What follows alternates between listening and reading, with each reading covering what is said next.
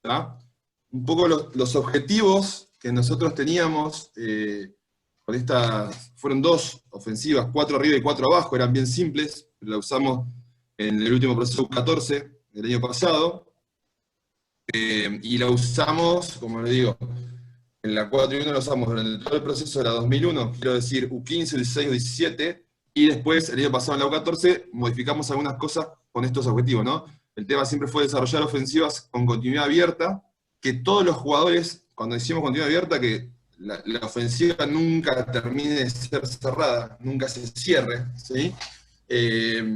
Con todos los jugadores que pasen por todas las posiciones, desarrollar el juego de frente y de espalda de todos, y estimular el juego de pases y de ocupación de espacio, y el juego sin balón. Estos son un poco los objetivos que nosotros nos planteamos para desarrollar las ofensivas abiertas 4 y 1.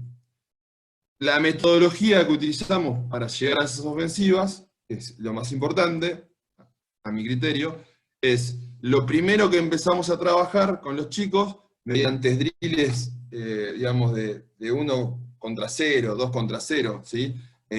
Fue las recepciones de frente con las diferentes detenciones o paradas, ¿sí?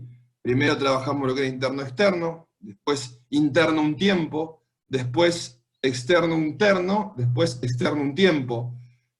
Todo cada vez que recibían con triple amenaza, con la recepción alta, ¿sí? A la altura del hombro, y lo más importante que marcamos, el tema de la postura de preacción para recibir y tomar las 3 acciones de la triple amenaza, y también el tema de la toma del balón en T, para poder tomar desde ahí un lanzamiento con alta velocidad de ejecución. Bien. Luego de eso, también fuimos trabajando el tema, desarrollando el tema de la recepción de espalda. En el poste, trabajamos en el poste medio, ¿sí? Y la recepción, primero recepción en un tiempo, después la recepción en 2 tiempos, y siempre el tema de la triple amenaza de espalda con la visión por encima del hombro. Luego de eso, el enfrentamiento con giro dorsal o giro frontal, ¿sí? Y siempre trabajando en poste medio. Todos los jugadores pasaban por cada paso metodológico. De ahí, una vez que hacíamos la recepción, hablábamos de las salidas, ¿sí? Si recibíamos en un tiempo salidas abiertas o cruzadas, si recibíamos en 2 tiempos salidas abiertas o cruzadas. Tanto las abiertas como las cruzadas potenciamos mucho y estimulamos mucho el tema. ¿Se escucha ahí? Dicen, ¿se escucha? ¿Sí? Sí, sí, sí. Bien, bien. Tanto en las salidas abiertas, ¿sí? Como en las salidas cruzadas, sea recepción de un tiempo, sea recepción de 2 tiempos, potenciamos mucho, estimulamos mucho el tema del primer dribbling antes de levantar el pie de perno, digamos, el pie de pivot, antes de levantar el primer apoyo, o en un tiempo el que elegían, ¿sí? Para hacer la salida, el que elegían levantar el otro pie, antes de levantar el otro pie, meter enseguida el pie. Y en base a eso, utilizar el abrir o el cruzar y proteger el balón. La protección del primer pique también la trabajamos mucho. Obviamente con la cruzada tenés apostando a una mayor protección, y con la abierta estimulando el tema del paso largo y el primer paso de salida junto con el primer pique. Bueno, después cualquier cosa me pregunta, es más fácil por ahí mostrándolo, pero bueno, estoy tratando de explicarlo con mis palabras. Bien, seguimos. ¿Qué pasa? Después de la salida y demás, trabajo 1 por 0, 2 por 0, empezábamos con los comportamientos ofensivos. El tema de los comportamientos ofensivos, también, arrancando del 2 por 0 al 5 versus 0, todos pasando por todas las posiciones, ¿sí? Y bueno, desde formación 5 abierto, formación 4 y 1, ¿sí? Y un poco la idea era, primero, los rompimientos de las diferentes posiciones, desde los 4 perimetrales hacia el eje, desde los 4 perimetrales hacia el fondo, desde el interno hacia el eje, desde el interno hacia el fondo, y en base a eso los comportamientos sin balón. Siempre acentuamos mucho el tema de, a través del primer dribbling, que vimos antes con el tema de las salidas, de la recepción, al primer dribbling para el rompimiento, al primer dribbling de comportamiento. ¿Se escucha ahí? Hola, hola. Hola, hola. Me está interfiriendo alguien, Vicen, no sé quién. Sí. Ahí está. Ahí está. Ahí se puede, ahí voy de vuelta. Estaba hablando de los comportamientos, entonces, obviamente, trabajar los rompimientos en las diferentes posiciones de los 4 perimetrales y desde el interno hacia el eje y hacia el fondo. Y bueno, y siempre estimulando y acentuando sobre el tema de la recepción, de la triple amenaza, la toma en T y demás, la salida cruzada o abierta, y en base al primer dribbling de comportamiento.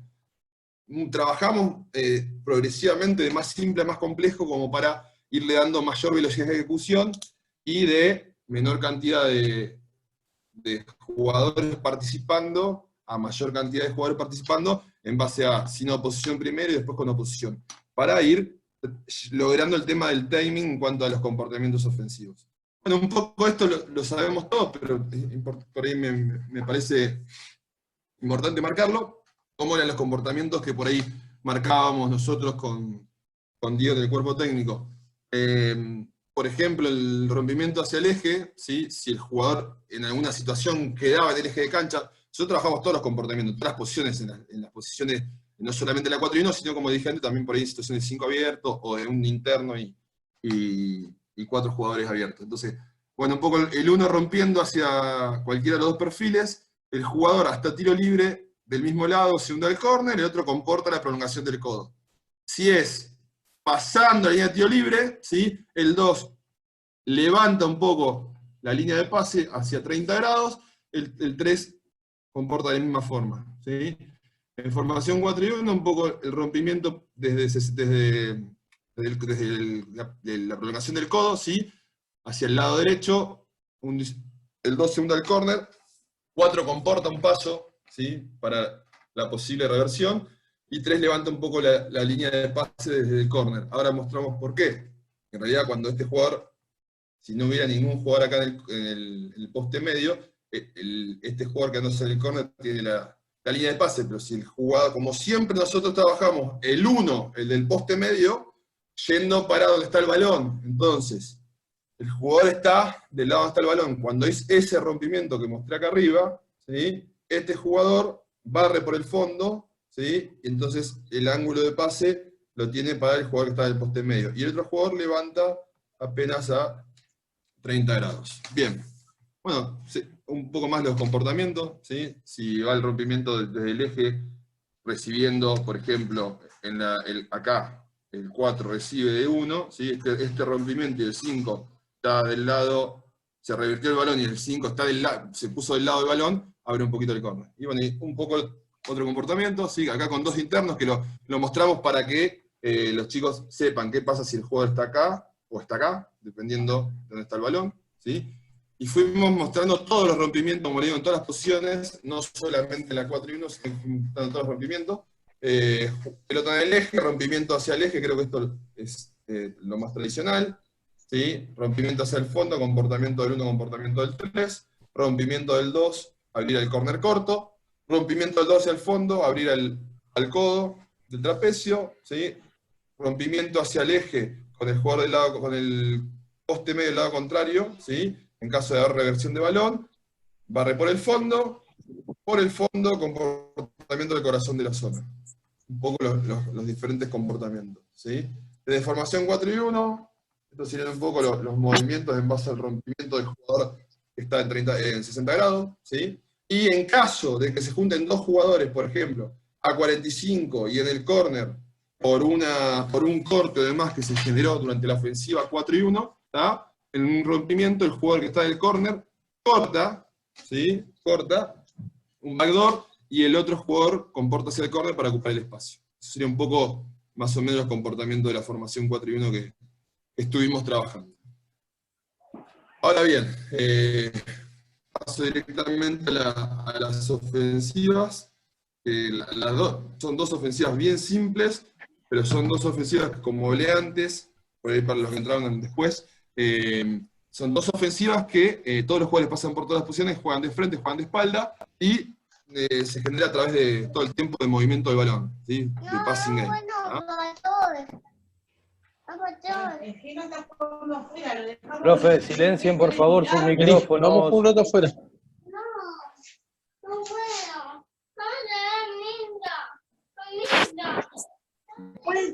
Ahí dicen cuando lo... Esperemos que silencie y sigo.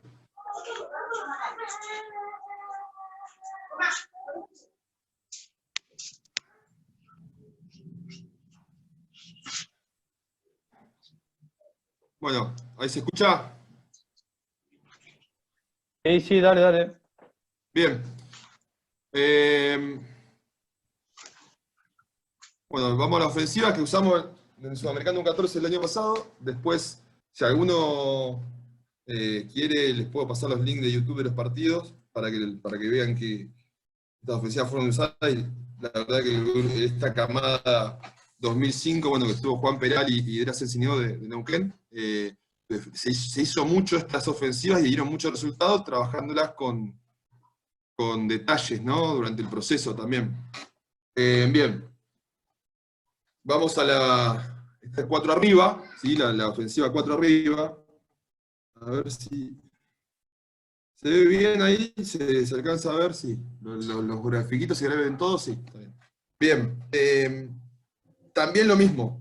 Primero, por ejemplo, nosotros teníamos un pase horizontal, este pase horizontal que vemos acá en la primera placa, y corte diagonal, ¿sí? Al poste medio del lado del lado balón. ¿Tá? Esta acción con 2 filas, por ejemplo, un drill era pasar, cortar, pasar, cortar, pasar, cortar con los chicos todo el tiempo y cada vez que recibían, mostrar la recepción. Después lo hacíamos con 3, ¿sí? Y ya hacíamos el pase diagonal. El pase diagonal también era un corte al lado contrario. ¿Tá?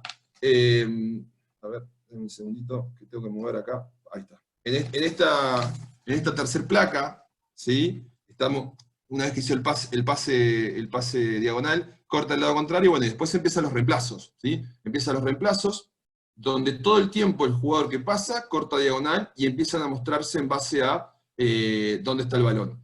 Lo que trabajamos, otra cosa que trabajamos mucho, que lo tengo marcado acá para hablarlo, ¿sí? Es, bueno, primero el jugador del poste medio siempre está del lado balón. Y todas estas acciones de reemplazo, trabajamos muchísimo el tema de lento, la primera acción, rápido, los cambios de ritmo todo el tiempo los cambios de ritmo, el apoyo al peso del cuerpo, la posición de tracción, todos preparados para recibir, para que estas acciones de ir a buscar, a ocupar el espacio, ¿sí? Sean cortes en L o cortes en B, desde lento a rápido todo el tiempo, ¿sí? Y cada corte hacia el aro que sea ofensivo. Cada vez que yo pasaba y cortaba hacia el aro, tanto este corte, tanto este corte, tanto este corte, sean directamente mostrándome al balón y mostrando un poder ofensivo para recibir, ¿no? Bien, ¿qué pasaba si el balón llegaba al poste bajo? ¿Tá? Por ejemplo, esta acción, el 3 pasa a 4. Era cortina del 3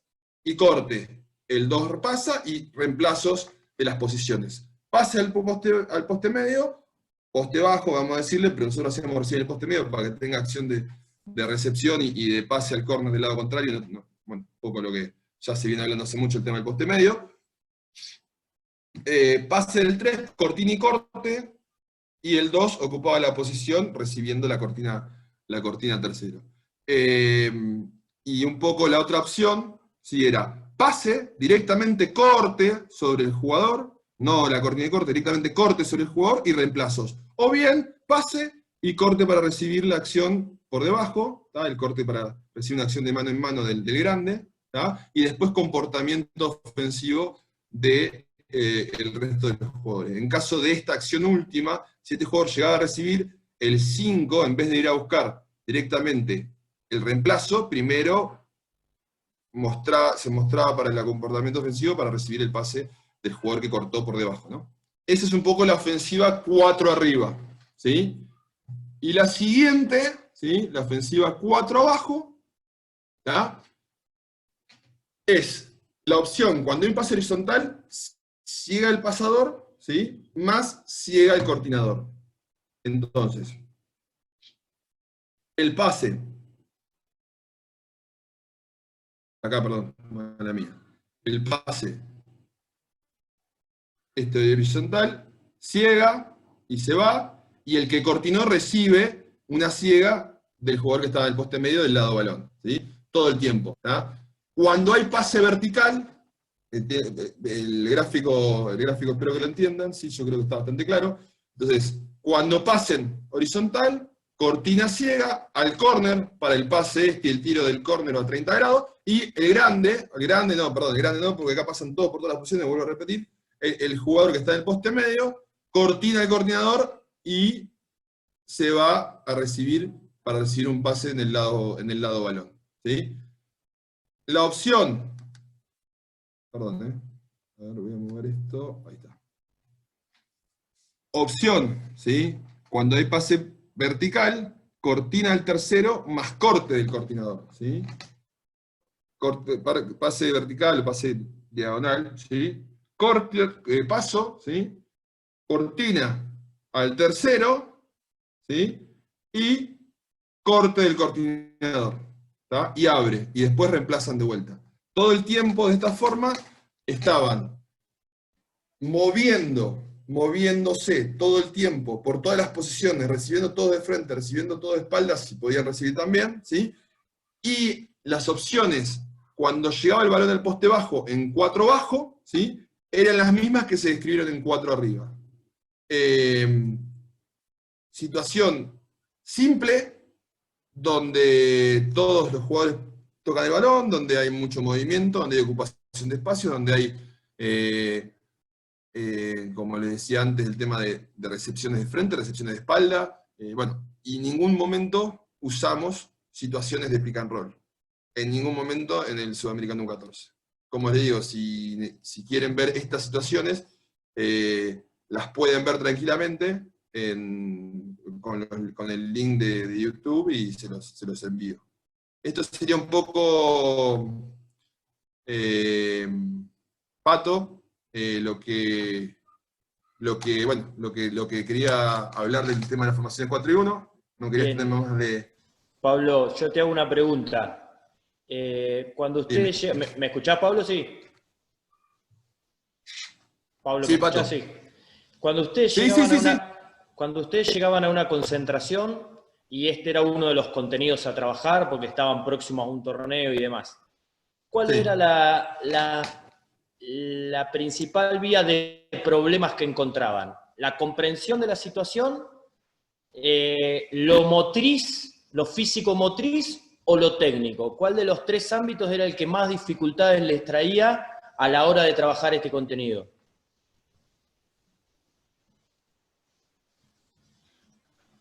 En primer punto, lo técnico. En primer punto, lo técnico. O sea, nos llevaba más tiempo el afianzar, el fijar el tema de las recepciones de interno-externo, interno un tiempo, y esto que yo le decía de estimular mucho y enfatizar mucho en el primer pique para levantar el pie de perno, ¿sí? Nos llevaba mucho tiempo enfatizar eso, y quizás teníamos que retrasar un poco el tema de planificación por el tema de recepciones y salidas, por ejemplo. Más que nada el tema técnico. Lo táctico era bastante rápido de llevar adelante. Obviamente que había que marcar quizás estas situaciones, por ejemplo, pasa al poste bajo, tenías 3 opciones, bueno, llevaba un tiempo eso, pero lo asimilaba mucho más rápido y quizás demorábamos tiempo en el frenar y estar en el detalle técnico. Está bien, Pablo. Y otra consulta más, justo que vos lo nombraste. Yo me acuerdo que hace, me puedo equivocar, pero 5, 6, 7 años atrás había una estadística que era un poco preocupante de la cantidad de pérdidas que tenían las selecciones argentinas por fallas de pie, por caminadas en los torneos internacionales. Y bueno, esto trajo a que se dio mayor hincapié supuestamente en el trabajo de clubes, se trabajaba con mayor ahínco en ese tema porque era realmente preocupante. Creo que teníamos partidos de más de 20 pérdidas por caminadas y demás.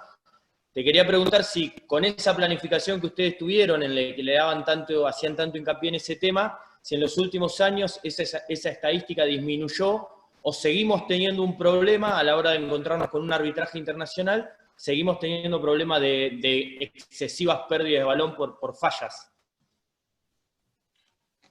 Bien, a nivel sudamericano teníamos menos, a nivel panamericano teníamos un poco más, y a nivel mundial teníamos muchas más.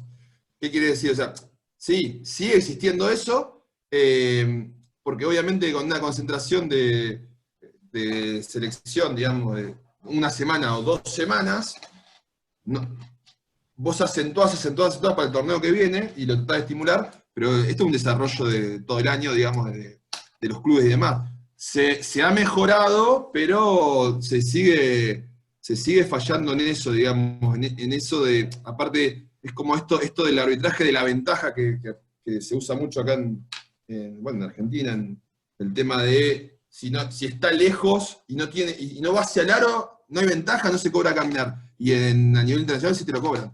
Entonces, los Claro. chicos pecaban mucho de eso también, pero sí, creo que es un tema clave el tema de la técnica individual, y sobre todo esto de aplicar la técnica individual al reglamento para mejorar esa estadística. Igual se mejoraron, pero como te digo, íbamos subiendo el nivel digamos, de torneo, y se generaban quizás a nivel mundial, los europeos te cobran todo el tiempo esas cosas, por ejemplo, y bueno, y costaba más, pero lo ideal sería mancomunar más ese trabajo, Pato. Está bien. ¿Alguna pregunta sobre este tema? No sé, Vicente, cómo es el sistema, si se levanta la mano, cómo es.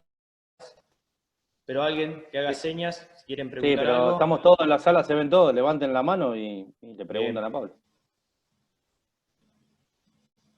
Bien, si no hay preguntas sobre este tema, Pablo, la idea también era aprovecharte que te teníamos para hablar un poco de tu experiencia, tanto en selecciones provinciales como nacionales, que por ahí nacionales estuvimos hablando un poco.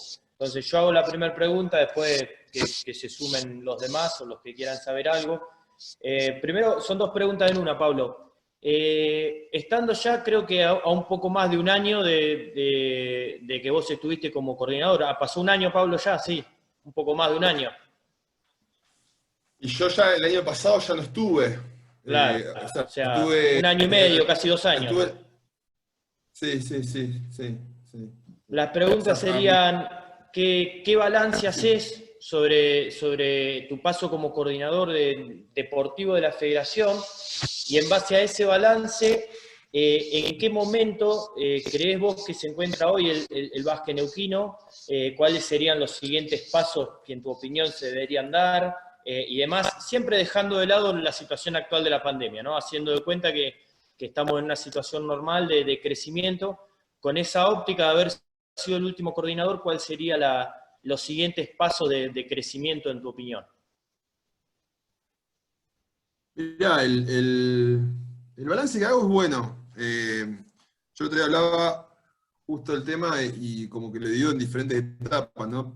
Porque una primera parte por ahí de todo lo que era diagnóstico de situación, de cómo estaba la federación en cuanto al proceso de selección, que era donde más apuntalamos, y en cuanto a competencia, que bueno, que fuimos tratando de mejorarla, que hablaba mucho con varios de ustedes para ir generando cosas en los torneos para que mejore la competencia a nivel formativa y a nivel mayor también. Se hicieron muchas cosas, pero a mi entender faltan recursos para poder hacer más cosas. ¿Qué quiero decir con esto?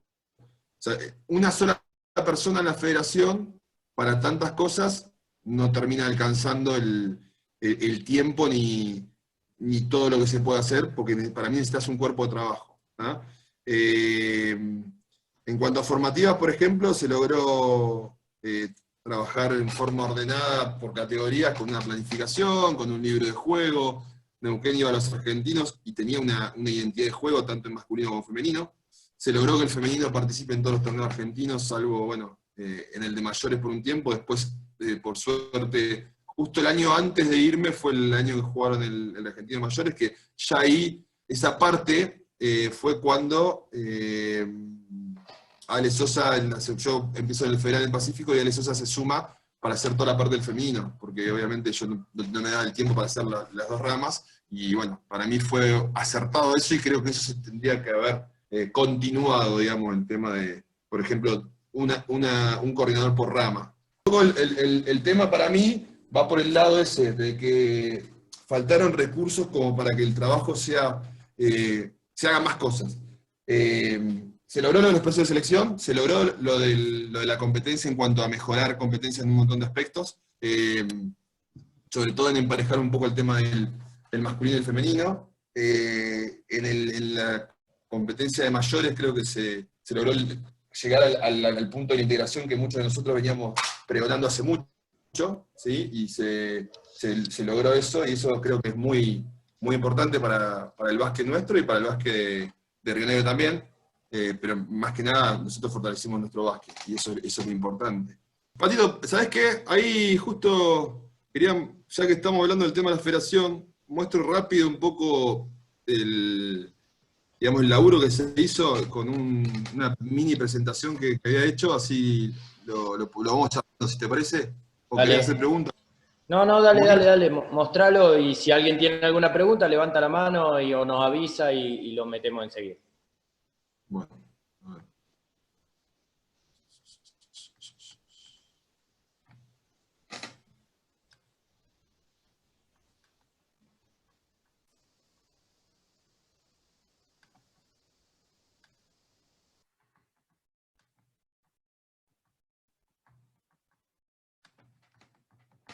Bien. Voy a pasar esto un poquito, así llego a lo que les quería mostrar, que es un poco lo que hicimos en la federación para no perderme ningún punto, ningún tema, ¿sí? Porque como le dije, el tema de los procesos de selección, donde hacíamos diagnóstico de situación y planificación de procesos. Para un diagnóstico de situación, lo que hacíamos cuando hacíamos las fechas de CAP por los torneos argentinos, se hacía un rastrillaje de todos los jugadores en talla, capacidad física, capacidad técnica, táctica, y bueno, y después se analizaba un poco los partidos más importantes, y de ahí empezábamos a hacer un análisis FODA de cada categoría, para ver las fortalezas, las oportunidades, las debilidades y amenazas, y empezaba en la planificación de procesos, ¿sí? Donde había un libro de juego 13 u 15, con una provisión metodológica, se detallaba el calendario de competencia, para ver qué cantidad de entrenamientos teníamos por categoría. Siempre priorizábamos la categoría más cercana a la competencia. En esto a veces había un tema importante que hay que destacar, que es que la Confederación a veces los torneos argentinos los avisaban medio sobre la marcha, porque no le quedaba otra, porque bueno, surgía que una provincia lo podía hacer y aprovechaba eso, y se avanzaba con eso, y bueno, y a veces esta planificación se veía por ahí interrumpida y había que hacer algo más a la fecha más cercana.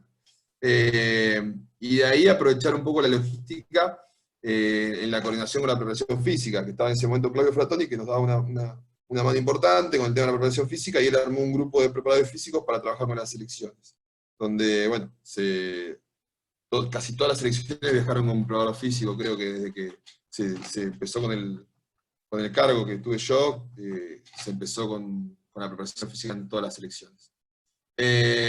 Un poco el tema de cómo ver los jugadores en la observación directa, un poco lo que se veía era el tema de disciplina, el tema de talla en cuanto a proyección, el tema de los fundamentos, velocidad de ejecución y toma de decisión, un poco lo que veíamos para la selección de jugadores. Al estar sin un club, uno por ahí podía ir a las diferentes canchas a ver a los jugadores.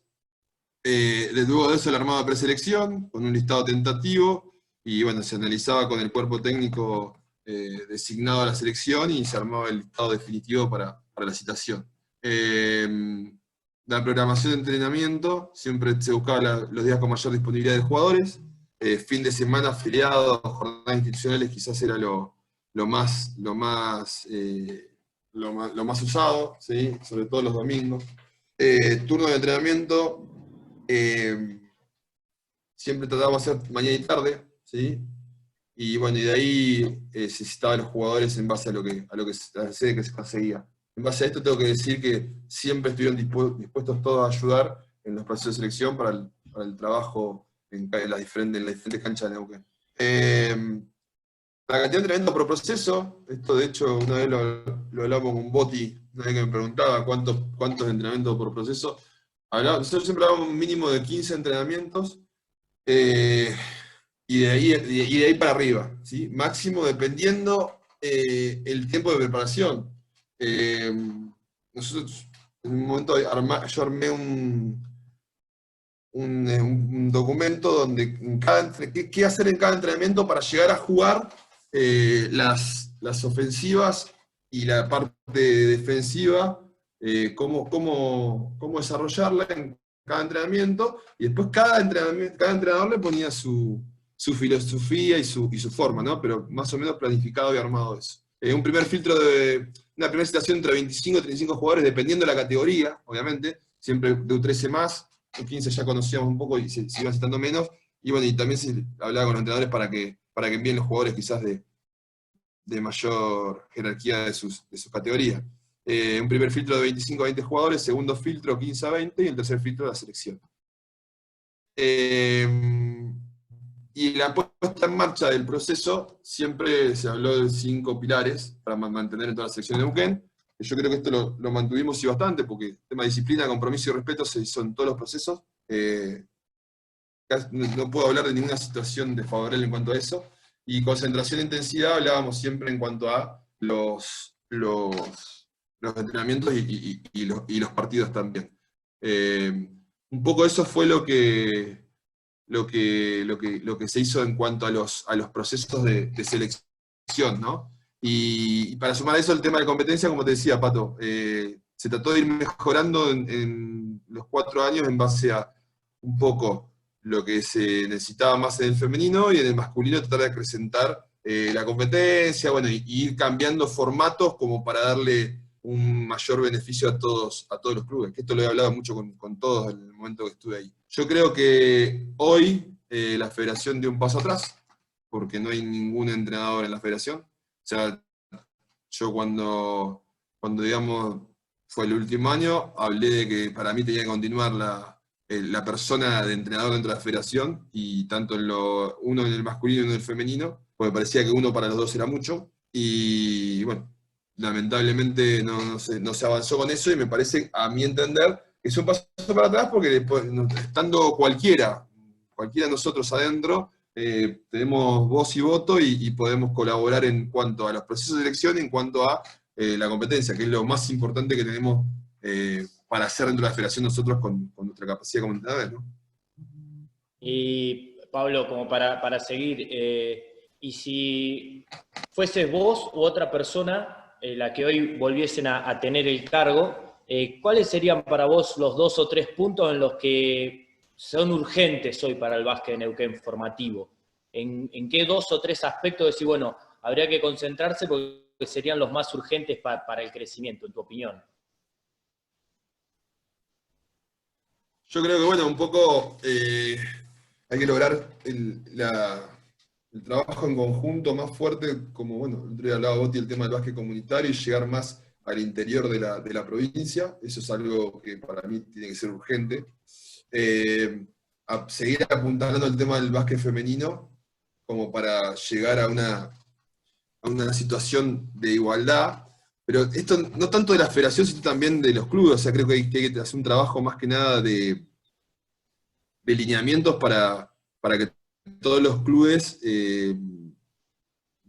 esto de llegar a que las dos ramas trabajen de la misma forma. Es un trabajo de los clubes también, y que los torneos no se corten porque un club no viene a jugar y deja plantado otro club, y cosas que han pasado, que me parece que hay que mejorarlas. Creo que el básquet femenino hay que seguirlo apuntalando y seguirlo profundizando en cuanto al gerenciamiento, para que sea lo mismo que el masculino, ¿no? Y un tercer punto, yo creo que habíamos empezado con el tema de los campus de tecnificación, por diferentes zonas, con los jugadores de las categorías por ahí U13 y U15, y las jugadoras lo habíamos hecho tanto el masculino como el femenino, que hacíamos zona, por ejemplo, en Plaza Winkle, después lo hicimos Centenario con los jugadores después de Neuquén, y iban yendo por zona centro y zona sur, me acuerdo que habíamos hecho algo así, y bueno, y creo que eso estaba bueno porque ayudaba ayudaba el trabajo de los clubes en cuanto a, por ahí el tema de la técnica individual, viste que falta tiempo, falta espacio, y creo que es algo que se puede colaborar desde los cuerpos técnicos de federación para aportar eso y que los chicos de nivel de selección puedan tenerlo, ¿no? Creo que son 3 puntos que se podrían seguir profundizando. Bien, ¿alguien con alguna pregunta? Puede ser para cualquiera de los 3 temas, hablamos tanto de la ofensiva 4-1 como las selecciones nacionales y las selecciones provinciales. Si alguien quiere preguntar algo, levante la mano o haga una seña. Bueno, yo no te voy a preguntar más, Pablo, porque parezco como Susana Jiménez ya. Así que... El Boti. Ahí está el Boti. Ahí el Boti me levantó. No, pero yo no lo quiero activar al Boti, no lo quiero activar. No, ese no. Yo me activé solo, Pato. Buenas tardes a todos. En principio, bueno, de mi parte, muy claro, Pablo, muy bueno y muy simple.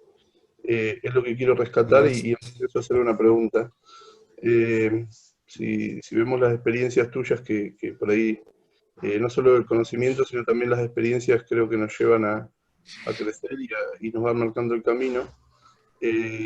Vos hablaste de selección nacional. En las etapas que iba creciendo, sudamericano, panamericano, mundial, por decir, el nivel de exigencia se iban viendo más los errores, iban saltando más pérdidas, y me parece que es obvio cuando crecemos, y esto es lo que estamos haciendo hoy, me parece que es muy bueno, crecemos todos.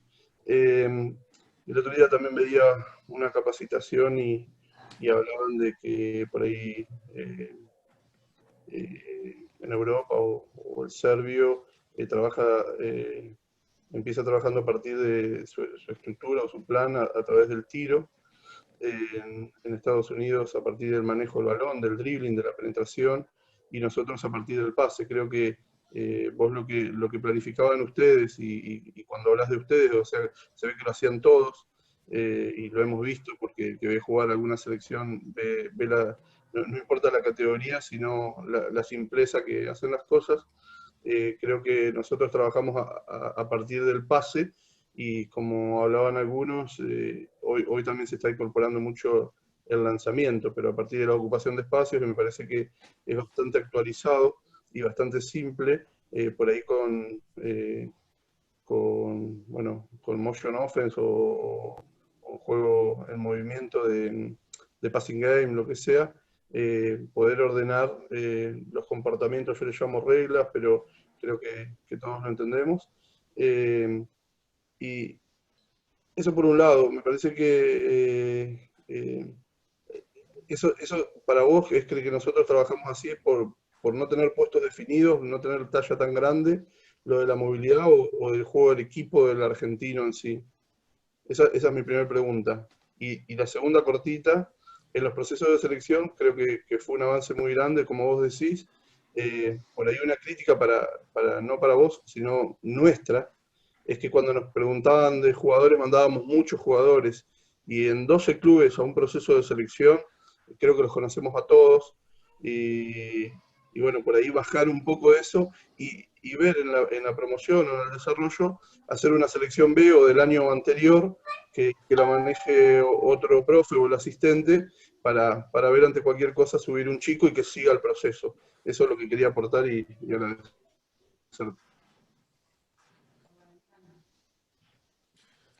Bueno, Boti, muchas gracias. Bueno, con respecto a lo primero, sí, en realidad tiene que ver con el pase, pero como te dije antes, también se acentuaba mucho sobre el tema de la recepción para el lanzamiento, y mucho estamos trabajando hoy más en el lanzamiento, ¿no?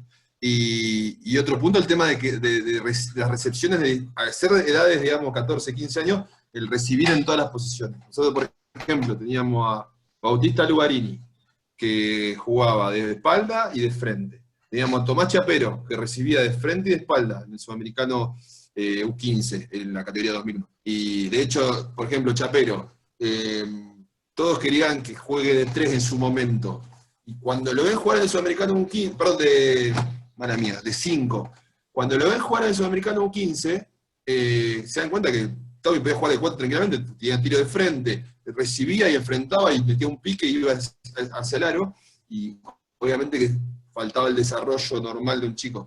Pero más que nada era por el tema del juego de pases, de la ocupación de espacios, y también de que todos, digamos, puedan potenciar el trabajo de frente y de espalda, sea el jugador que sea, ¿no? Tanto los jugadores altos como los jugadores bajos. También, ya que me habilitás, aprovecho para ver el tema de que nosotros apuntábamos mucho al tema de levantar la talla a nivel internacional, ¿no? Y estas ofensivas de 4 y 1 quizás te llevaban a que se cometan más errores porque había chicos que estaban acostumbrados a jugar cerca al aro y nosotros lo sacábamos. Bauti Lugarini jugaba en su club en su momento de 5 y ahora termina jugando en Bahía Basket de 2 o de 3. Entonces, a veces también lo usan de 4, pero lo que digo es, era apostar a que a los chicos puedan desarrollar cosas que por ahí no hacían en su club.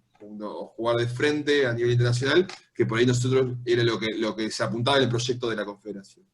Y con los inmediatos riesgos, ¿no? Porque los riesgos existían en cuanto a pérdidas, en cuanto a un montón de cosas. Pero bueno, se apuntó a buscar, como te digo, situaciones donde todos puedan pasar por todas las posiciones, porque teníamos jugadores de talla que lo podían hacer, y si no, los más petizos también, y de última, si recibían el poste medio, buscábamos el tema del giro dorsal, el giro frontal para enfrentar al aro y jugar 1 contra 1 más cerca del aro. O sea, íbamos buscando la forma como para que sirva para el desarrollo de todos, ¿no?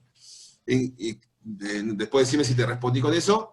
Y la segunda pregunta con respecto al tema de la cantidad de jugadores para los procesos, era algo que todo el tiempo uno por ahí trataba de decirle a los entrenadores, no me mandes 10, porque ya los conocemos, tenemos a tal y a tal, bueno, si querés, por ahí alguno para premiar, por un trabajo de proyección y demás, sí, pero por ahí se mandaba mucho y es algo a corregir entre todos, obviamente, porque creo que al ser una federación chica y no ver tantos clubes, los conocemos todos y ya, yo después de estar 4 años en los procesos, ya conozco a casi todos los jugadores de esas camadas que han pasado, y como que ya después se hacía todo más fácil y para la elección final. Sin embargo, nunca falté el respeto y siempre lo llamé para consultar sobre los jugadores, porque por ahí alguno quería sumar alguno más, que por ahí a mi consideración no estaba, pero bueno, como te digo, por ahí tampoco pasar a la cantidad de jugadores para una preselección, ¿no? Porque eso hace muy difícil. Y está bueno esto de una selección B, o también quizás hasta armar, digamos, 2 turnos, como si se hace, y trabajar con dos, como una zona más de San Martín, Plaza Winkle, Rincón, y otra zona Plotier, Neuquén, Centenario, como hicimos en algún momento con la categoría U3. Bien. Pome, una pregunta. Activate el micrófono, Pome. Cabezón, ¿cómo andás? Hola a todos. Ese es Pome. ¿Todo No bien? se puede decir cabezón, irrespetuoso. Che, yo quiero preguntar, porque siempre hablamos de ofensiva y de pasar a los chicos, en este caso a Bautista Lugarini, del 5 al 2, ponele.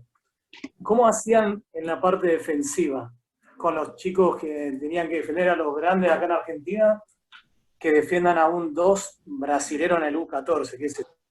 ¿Habían muchas reglas o no? No.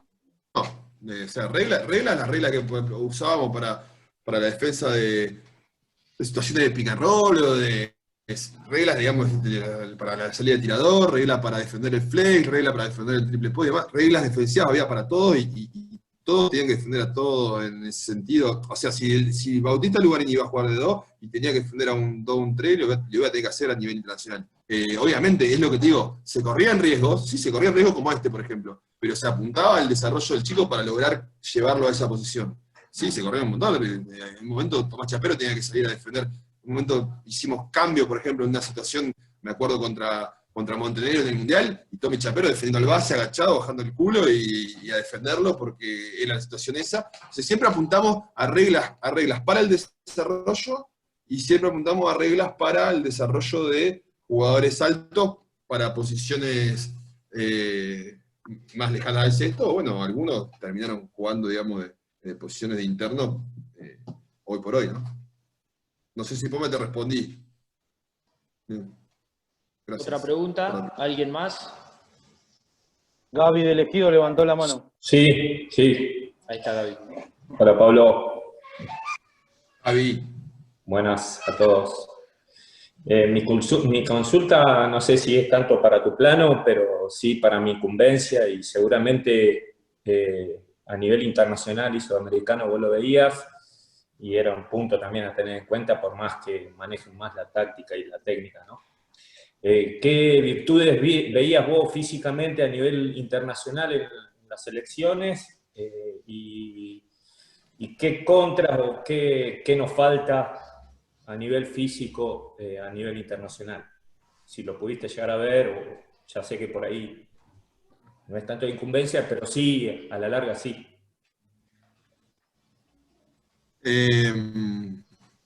No, Gaby, bueno, no quiero ser atrevido y meterme en el tema de la preparación física, porque no me dedico a eso, ¿no? Pero sí, obviamente que lo vimos. Y veíamos que, por ejemplo, Turquía, Francia, Serbia, países donde había ya un modelo de trabajo, los jugadores, es tremendo cómo llegaban a los torneos desde de la forma física. Nosotros estábamos muy lejos de la forma física. Nosotros cuando fuimos a Turquía en el torneo U16, nos dimos cuenta de que una diferencia era física, ¿sí? Y otra diferencia muy importante era la velocidad de ejecución. La velocidad de ejecución en cuanto a un montón de cosas. Y estoy hablando de jugadores lituanos, o que digamos, todos medían 2 metros y todos hacían todo, pero también estaban formados físicamente diferentes nuestros, estaban por arriba nuestros. Era como que también vimos diferentes formas, ¿no? Los turcos, por ejemplo, todos enormes, grandotes, y los serbios, todo una fisonomía perfecta de jugador de básquet. Eran como diferentes modelos, pero nosotros eran todos flacuchos y que les faltaba un montón de gimnasio, de trabajo de fuerza y demás. Entonces, creo que un poco esos 4 años que me tocó estar a mí, que fue hasta el año pasado, Ezequiel Lavallée de sentido armó todo un trabajo con los profes de los clubes. Bueno, a vos, Pablo Giusti, te estuvo mandando cosas y demás también. Creo que el trabajo de preparación física en la CAP estos últimos 4 años se fortaleció mucho y se está en la selección de los 15 días o semanas que estén concentrados. No alcanza. Es así, ¿viste? Llega un momento que tenés que agarrar y empezar a trabajar desde la base, que son los clubes, donde estamos todos, donde trabajamos todos, y tenemos que apuntalarnos en eso. Había diferencia, Gaby, y creo que se está mejorando mucho. Lo que sí te puedo decir es que Bautista Lugarini, la foto que tengo yo de los 15 años a donde hoy está hoy, se dio cuenta de todo y cambió totalmente. Y así un montón de casos. Ezequiel Paz, Gastón Bertona, lo dicen ahora, está todo grandote. O sea, todos se dieron cuenta con el paso por procesos internacionales que tenían que mejorar la forma física de todas formas, entonces lo hicieron. Creo que es clave el trabajo de los profes para llegar a nivel internacional, y nos pasaba también, Gaby, a nivel provincial, cuando íbamos con Neuquén en argentino, nos pasaba que nos encontrábamos con Buenos Aires, con Córdoba, además, que por ahí tenían procesos, digamos, de un poco más de nivel, o porque había más equipos en la liga o demás, y había chicos con mayor desarrollo también. O sea, no es solamente nivel internacional, cuando vas al argentino también te pasa. Entonces creo que esto de que hoy tengamos varios clubes de federal, los clubes de Liga Argentina y demás, va a ayudar a que la zona también se potencie y estemos más cerca a nivel nacional también. Porque los chicos entran en los procesos de trabajo del doble turno, del gimnasio y demás, creo que va por ese lado. No sé si te contesté, Gaby.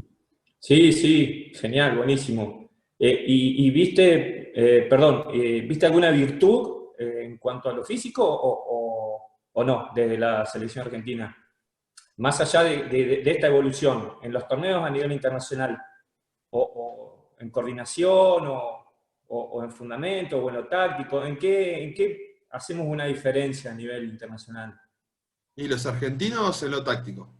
somos muy buenos tácticamente, los chicos son muy vivos, tienen mucho desarrollo táctico, porque creo que a veces pecamos nosotros en una crítica constructiva hacia los entrenadores cuando estamos en formativa, de dar mucha táctica quizás muy pronto, y cuando llega un Mundial U17, el chico, aparte de a ver, si un chico está en un Mundial U17, seguramente ese chico está jugando en la primera local, o un torneo federal, o demás. Entonces, el tema táctico es como que sacan ventaja hasta con los propios jugadores europeos y demás, ¿no? Ni hablar con, qué sé yo, Estados Unidos, es todo mucho individual, mucho desarrollo individual y demás. Entonces, en esa situación, por ahí lo táctico sí, en lo técnico estamos lejos todavía de algunas potencias, y en lo físico ni hablar.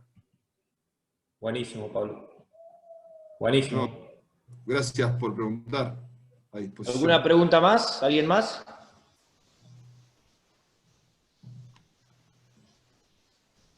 No veo a nadie, Vicente. Ayúdame. Bien. Bueno, entonces estamos justo superamos la hora. Agradecerte, Pablo, ¿sí? La disposición para estar. Para todos, la charla, igual que la del otro día, después la va a subir Vicente a YouTube, así para que quede el video. Gaby me está escuchando, así que sí. Gaby, si querés, Gaby es el siguiente expositor que va a ser para el miércoles que viene, miércoles 29. Si me querés contar, Gaby, o contarle a todos, mejor dicho, cuál sería el contenido, así ya la dejamos picando. Sí, la idea es hacer la progresión desde lo físico a lo táctico en las diferentes fases del juego, ¿sí? En un periodo de competencia, ¿sí? Esa es la idea, y si lo podemos hacer entre todos y hacer un feedback, yo obviamente voy a exponer, pero la idea es que salgan preguntas enseguida y que haya una charla. Mi idea es que la relación de la parte física está estrechamente relacionada con la parte técnica táctica, y en el mismo entrenamiento que damos, no todas las entradas en calores o las activaciones metabólicas y neuromusculares tienen que ser igual según la fase del juego en la cual vos vayas a entrenar, ¿sí? Esa es la idea del tema. Bueno, buenísimo. Entonces, gente, si no hay nada más, la idea es hacer dos de estas charlas, reuniones por semana, para no saturar, sobre todo porque hay un montón de charlas, un montón de material por fuera de nuestra provincia que se está haciendo, así que no queremos sobreponernos con otras actividades que hay. Así que el miércoles que viene, miércoles 29, va a estar Gaby con lo que nos dijo recién, y el viernes 1 de mayo va a estar Feti Clares con contraataque y transición ofensiva. Ya después, para la siguiente semana, vamos a tener a alguien hablando sobre la parte de iniciación y sobre la parte de básquet femenino. Así que, gente... Sí, Pablo. No, saludar a todos, agradecerles por el respeto, y bueno, espero que les haya gustado y servido, y a disposición para todos para lo que necesiten. Les mando un abrazo grande. Bueno, gente, hasta el miércoles. Nos vemos.